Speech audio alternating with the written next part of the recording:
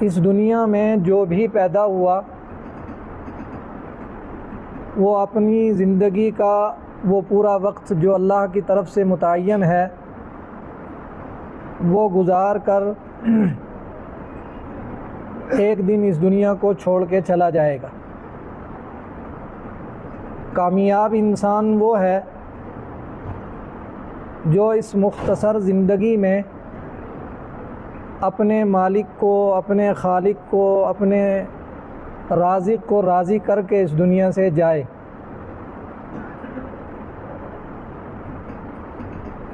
جتنی مرضی انسان کی چاہتیں بڑھتی جائیں،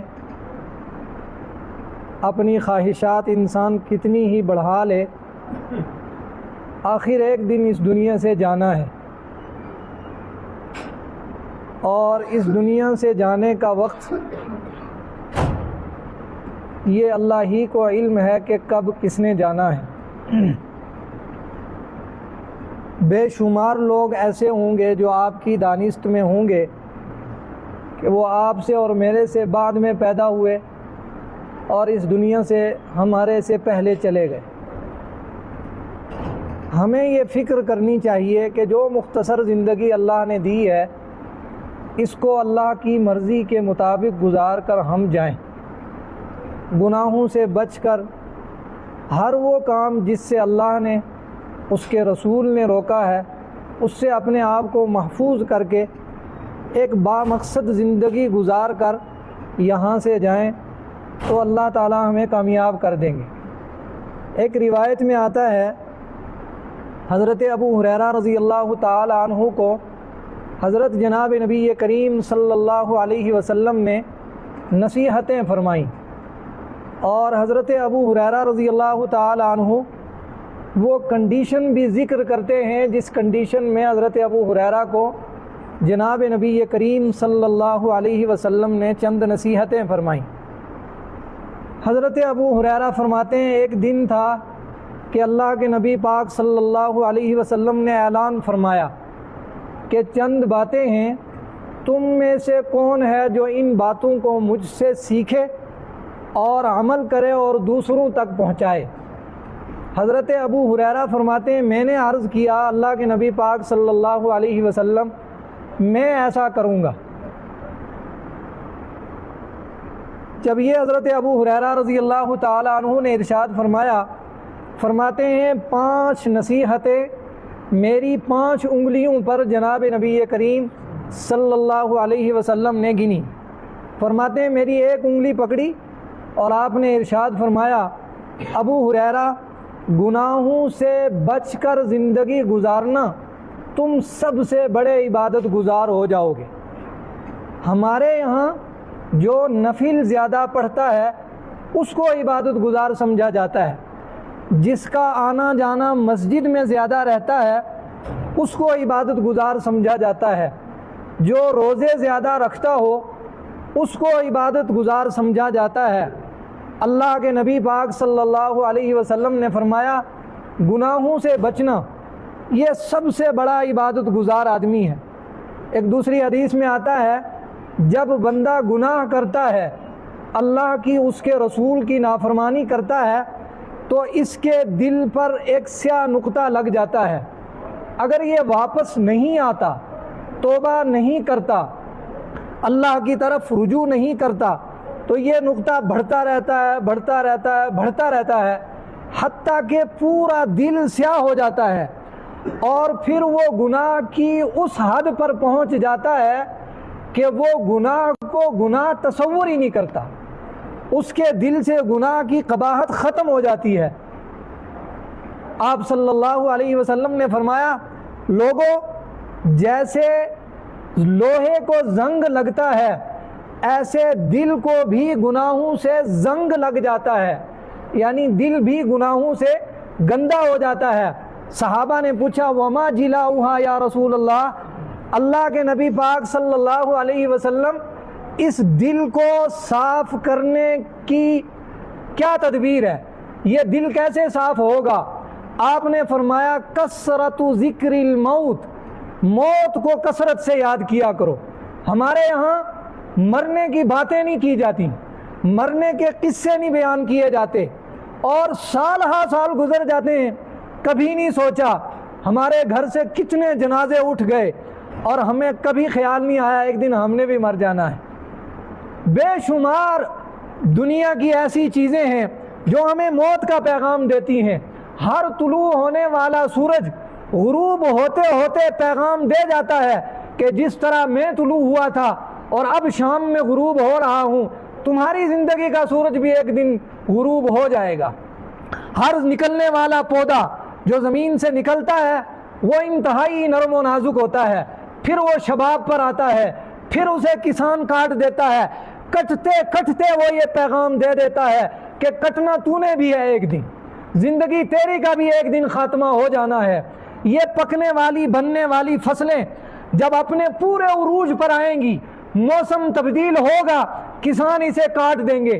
یہ جاتے جاتے مجھے آپ کو ایک خاموش پیغام دے کر چلی گئیں کہ اے دنیا کے سردار مخلوق انسان، کرمنا بنی آدم وحملناہم فی البر والبحر، دنیا کی سرفرازی کا تاج اللہ نے تیرے سر پر رکھا ہے، تو اتنا باعزت ہے، اتنا باکرامت ہے، اتنی شرافتیں ہیں تیرے سامنے کہ سال ہا سال سے ملائکہ اللہ کی عبادت میں لگے ہوئے تھے، وہ لا یعصون اللہ ما امرہم ویفعلون ما یؤمرون، ان سے اللہ نے کہہ دیا کہ انسانیت کے سامنے جھک جاؤ اور سجدہ کرو۔ تم تو کائنات کے دھولا ہو، تم تو مقصود کائنات ہو، تم سے تو یہ ساری چیزیں ہیں، یہ سورج کا طلوع اور غروب، یہ زمین کا بچھونا اور یہ موسموں کی تبدیلی صرف انسانوں کے لیے ہے، ورنہ حمد و ثنا کے گیت تو دنیا کی ہر شے اللہ کی گاتی ہے۔ اِن مِّن شَيْءٍ إِلَّا يُسَبِّحُ بِحَمْدِهِ وَلَٰكِن لَّا تَفْقَهُونَ تَسْبِيحَهُمْ، میری حمد و ثنا کے گیت تو دنیا کی ہر شے گاتی ہے، لیکن مجھے انسان کی زبان سے انتظار رہتا ہے یہ کب جھکے، یہ کب آئے، یہ کب میری حمد اور توحید کے گیت گائے۔ سارے انبیاء کا سلسلہ انسانوں کے لیے قائم کیا کہ اس کی توحید کے گیت گانا، اس کے علاوہ کسی کے گیت مت گانا۔ تو فرمایا صحابہ نے وما جلاؤہا یا رسول اللہ، اللہ کے نبی پاک صلی اللہ علیہ وسلم، دل جب گندا ہو جاتا ہے، جب یہ حرام محبتوں کا گھر بن جاتا ہے، جوان ساتھیوں، یہ حرام محبتیں ایک دن تمہیں لے ڈوبیں گی، ایک دن خاندانی عزتوں کو لے ڈوبیں گی، اور زندگی کا سب سے قیمتی سرمایہ جو آپ کا وقت ہے یہ تباہ ہوگا، برباد ہوگا۔ ایک دن آپ کو احساس ہوگا کہ میں بڑا نقصان کر کے اس زمین کے سٹیج پر پہنچ چکا ہوں۔ کیوں نہیں آپ کو خیال آتا کہ حرام محبتوں کی جگہ اللہ رسول کی محبت آباد ہونی چاہیے، قرآن کی محبت آباد ہونی چاہیے، دینی اداروں کی محبت آباد ہونی چاہیے، اہل اللہ کی محبت اس دل میں آباد ہونی چاہیے۔ صحابہ نے پوچھا وما جلاؤہا یا رسول اللہ، اللہ کے نبی پاک صلی اللہ علیہ وسلم اس کی صفائی کیسے ہوتی ہے؟ فرمایا کثرت ذکر الموت، موت کو کثرت سے یاد کرو۔ موت کو آنے کی باری ہے، پہلے دادا، اس سے پہلے پردادا، پھر باپ، اور پھر آگے اولاد جانے کا۔ باپ انتظار میں ہوتا ہے موت کی اور پوتا چلا جاتا ہے۔ دوسری چیز آپ نے فرمائی وَتِلَاوَةِ القرآن، قرآن کی تلاوت کیا کرو۔ 1000 بار موبائل ہم کھول لیتے ہیں، ایک بار اللہ کا قرآن نہیں کھول سکتے۔ روزانہ کا ایک پارہ اگر آپ پڑھیں گے، سال کے تقریباً 12 قرآن پاک آپ کے پورے ہو جائیں گے۔ کتنا موبائل دیکھیں گے ہم؟ دکان پر موبائل دیکھنا ہے، گھر پر آئے تو موبائل دیکھنا ہے، سڑک پر چلنے ہیں تو موبائل دیکھنا ہے۔ آج کسی کو آپ موبائل ہدیہ کر دیں، اتنا خوش ہوتا ہے وہ، اسی کو آپ اللہ کے نام لینے کے لیے تسبیح دے دو، وہ حیران ہو جائے گا یہ کیا طوفان ہوا۔ یہ ہماری زندگی کے معیار بدل گئے، سوچ اور فکر کے زاویے بدل گئے۔ تو آپ صلی اللہ علیہ وسلم نے فرمایا ابو ہریرہ، گناہوں سے بچنا سب سے بڑے عبادت گزار ہو جاؤ گے۔ جیسے جھوٹ بولنا گناہ ہے، مت بولنا جھوٹ۔ اور ہمارے ہاں آپ صلی اللہ علیہ وسلم نے ارشاد فرمایا جھوٹ بولنے والے پر اللہ کی لعنت ہو۔ ایک طویل حدیث ہے، آپ صلی اللہ علیہ وسلم نے فرمایا 3 آدمی ایسے ہیں جنہیں اللہ قیامت کے دن نظر رحمت سے نہیں دیکھیں گے۔ آپ نے 3 مرتبہ یہ جملہ ارشاد فرمایا۔ صحابہ نے فرمایا خابوا وخسروا من ہم یا رسول اللہ، تباہ ہو گئے وہ، برباد ہو گئے وہ لوگ اللہ کے نبی پاک، ومن ہم یا رسول اللہ، اللہ کے نبی پاک صلی اللہ علیہ وسلم وہ کون ہے؟ آپ نے فرمایا المسبل، تکبر کی وجہ سے، خود نمائی کی وجہ سے، دکھلاوے کی وجہ سے، فخر کی بنیاد پر اپنا پائجامہ ٹخنوں سے نیچے رکھنے والا۔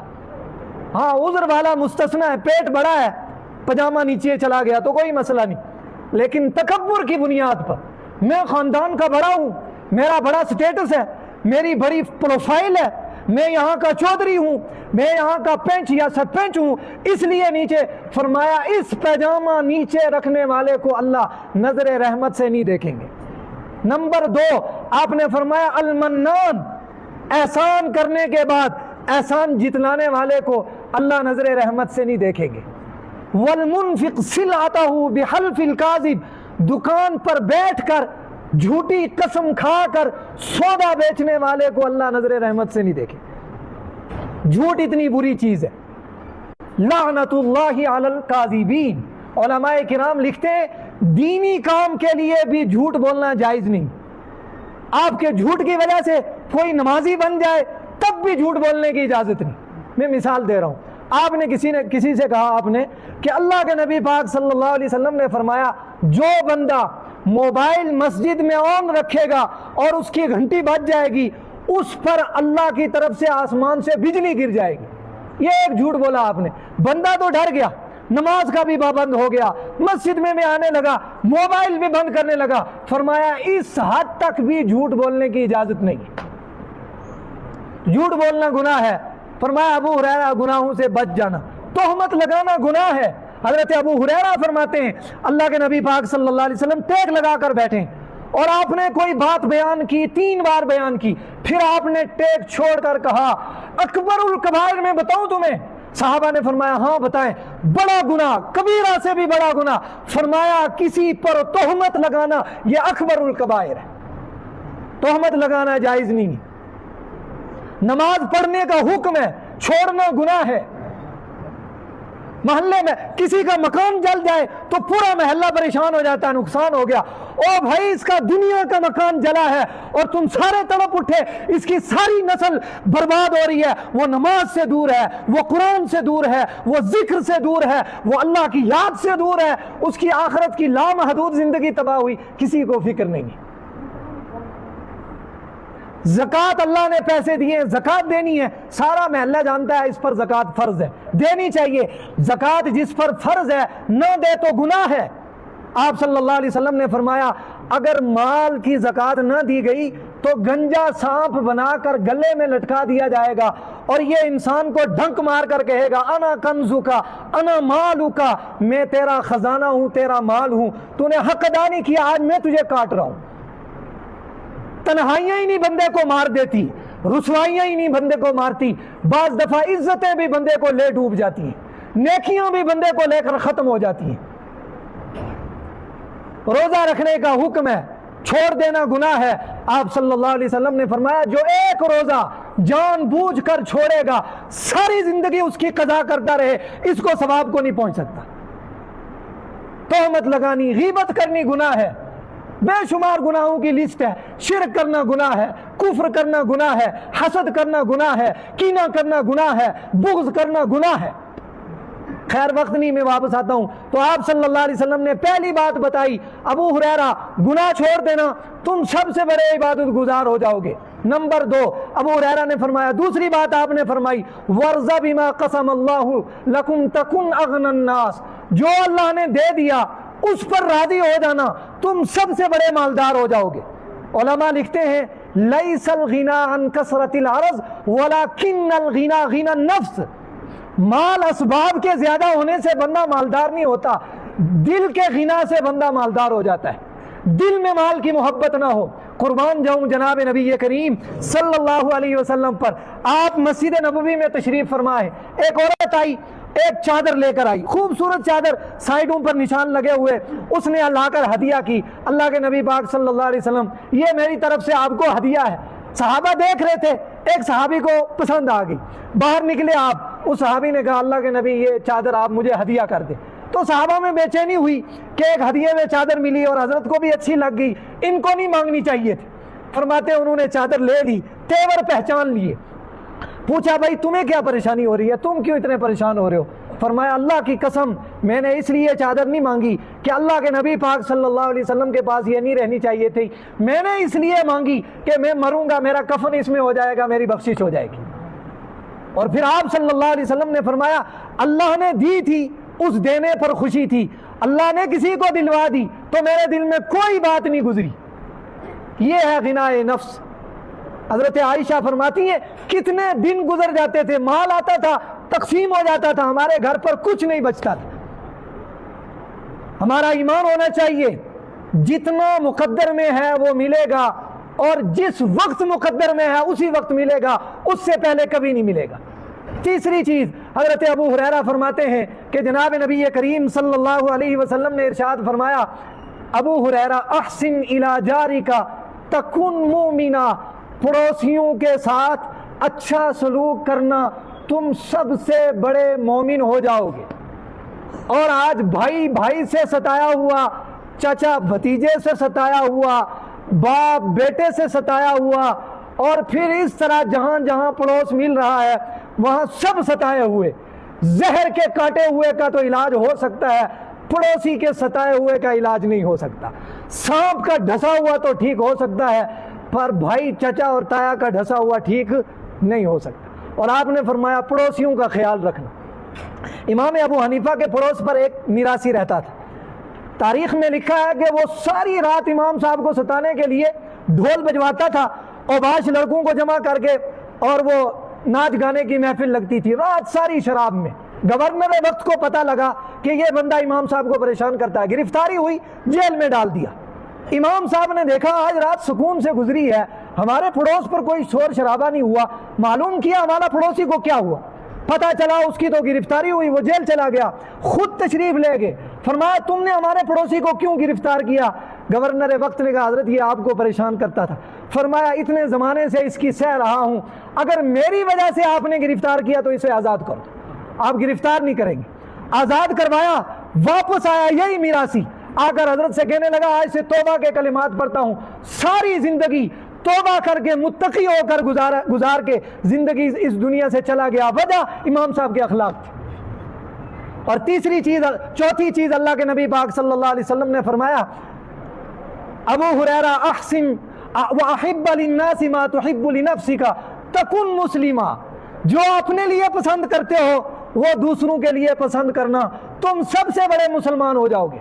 अपने लिए राहत, दूसरों के लिए भी राहत, अपने लिए खुशी, दूसरों के लिए भी खुशी, अपने लिए अच्छा खाना, दूसरों के लिए भी अच्छा खाना, अपने बच्चों के लिए तालीम तो गरीब के बच्चों के लिए भी तालीम।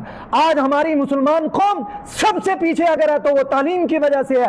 और मैं अपने गरीब भाइयों से कहना चाहता हूँ, अमीर गरीब के घर में तो फर्क हो सकता है, अमीर और गरीब के रहने और सहने में तो फर्क हो सकता है, अमीर और गरीब के सोचने में तो फर्क हो सकता है, अमीर और गरीब की तालीम गाहों में कोई फर्क नहीं, अमीर और गरीब के कुरान में कोई फर्क नहीं, अमीर और गरीब के इदारों में कोई फर्क नहीं, अमीर और गरीब की कलम में कोई फर्क नहीं, अमीर और गरीब की कापियों में कोई फर्क नहीं, कोई फर्क नहीं, कोई फर्क नहीं। बस फर्क इतना है कि आप उठते नहीं, आप जागते नहीं, आप सोचते नहीं, आप फिक्र नहीं करते। आपने बस एक लंबी चादर तानी हुई है, बस सोए हैं तो सोए हैं, गफलत में है तो गफलत में है, और एक दूसरे के पीछे पड़े हुए। अल्लाहुमुत तकासुर, खुदा का कुरान कहता है कसरत माल ने तुम्हें हलाकत के करीब कर दिया हुआ है। तो जो अपने लिए पसंद वो दूसरों के लिए पसंद। ये जो शादियों में दीवाने हुए पड़े हुए सारी रात शोर होता है, ख्याल नहीं आता आपको कि मेरे पड़ोस पर कोई हार्ट का मरीज हो सकता है, ख्याल नहीं आता कितनी माएँ ऐसी हैं जो आपकी शादी की वजह से सारी रात अपने बच्चे को सुला नहीं सकी, वजह कि आपके घर पर शोर था। कितने बीमार ऐसे हैं जो सारी रात नहीं सो सके, वजह आपकी शादी है। याद रखना, याद रखना, अल्लाह रसूल को नाराज करके, आसमान और जमीन के मालिक को, खालिक को नाराज करके बच्चे और बच्ची की शादी कभी कामयाब नहीं हो सकती। उलमा ने लिखा है जिन शादियों में بربادیوں کے فیصلے ہوتے ہیں، جن شادیوں میں شراب پی جاتی ہے، جن شادیوں میں ناچ ہوتا ہے، جن شادیوں میں گانا ہوتا ہے، 4-6 مہینے کے بعد یہ رشتہ یا تو ختم ہو جائے گا، یا اس کو اولاد ہی نہیں ہوگی، یا اولاد ہوگی تو اپاہج ہوگی۔ وجہ آسمان و زمین کے خدا کو ناراض کر کے یہ سکون تلاش کر رہا تھا، یہ بچی کی آبادی کی دعائیں کر رہا تھا، کبھی نہیں ہو سکتا۔ این خیال استو محال استو جنو، ایسا کبھی نہیں ہو سکتا۔ خیر ٹائم کی قلت ہے، بس آخری بات عرض کرتا ہوں۔ آخری بات حضرت ابو ہریرہ رضی اللہ تعالیٰ عنہ نے فرمائی کہ اللہ کے نبی پاک صلی اللہ علیہ وسلم نے فرمایا، ابو ہریرہ زیادہ ہنسا مت کرو، اس سے دل مردہ ہو جاتا ہے۔ ہر وقت ہنسنا، مسجد میں آئے ہنس رہے ہیں، گھر میں بیٹھے ہیں ہنس رہے ہیں، ایک دوسرے کی محفل میں جھوٹ بول بول کر دوستوں یاروں کو خوش کرنے، اس سے بڑا بے وقوف کون ہوگا جو دوسروں کی دنیا آباد کرنے کے لیے اپنی آخرت تباہ کر دے، اپنا وقت اس لیے ضائع کر رہا ہے کہ یہ تھوڑی دیر خوش ہو جائے۔ فرمایا زیادہ مت ہنسا کرو، اس سے دل مردہ ہو جاتا ہے۔ حدیث پاک میں آتا ہے 4 چیزیں کثرت سے بندہ کرتا رہے تو دل زندہ رہتا ہے۔ نمبر 1، تلاوت کثرت سے کرتا ہو۔ تلاوت کے بڑے منافع ہیں۔ ایک صحابی نے تلاوت کی، آپ صلی اللہ علیہ وسلم کے پاس صبح گئے، فرمایا روشنی والی ایک چیز دیکھی، آپ نے فرمایا وہ فرشتے تھے، اگر تو نے تلاوت جاری رکھی ہوتی صبح کھلی آنکھوں سے اللہ کے فرشتوں کو یہ لوگ دیکھ لیتے۔ تو نمبر 1 تلاوت، نمبر 2 اللہ کا ذکر کثرت سے کرنا، نمبر 3 یتیموں کے سر پر ہاتھ رکھنا، اور نمبر 4 قیام اللیل یعنی تہجد کی پابندی کرنا۔ جو بندہ یہ 4 چیزیں کرے گا اللہ اس کے دل کو زندہ رکھیں گے۔ اللہ تعالی عمل کی توفیق نصیب فرمائے۔ وآخر دعوانا ان الحمد للہ رب العالمین۔